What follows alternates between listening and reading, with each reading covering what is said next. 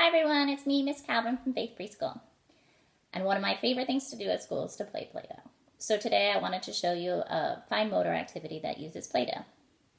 It also uses something like this, spaghetti. Today we're going to use our fine motor activity to do some beading. So I got my Play-Doh and my spaghetti, and then some other household items. Here I had pasta, and some bells, and some beads, you can see. I also had a food item other than pasta.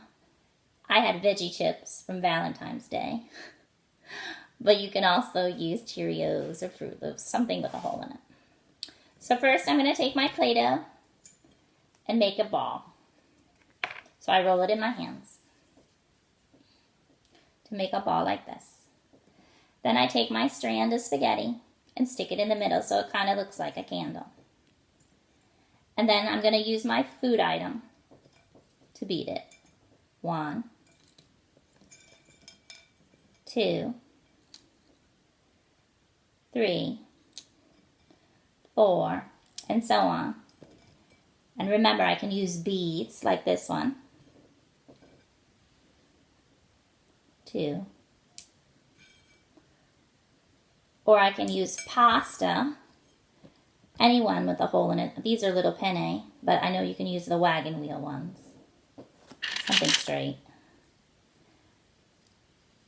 And if I didn't have this item, I could always take a straw and cut in little pieces so that they're like little circular beads. The last one I did was jingle balls from Christmas.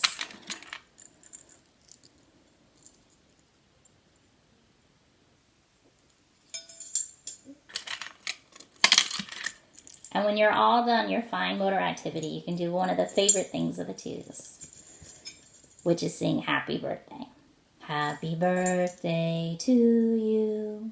Happy birthday to you. Happy birthday, dear 2-year-old. Happy birthday to you. All right, if you get a minute and you need some indoor fun, Play-Doh spaghetti. Bye-bye.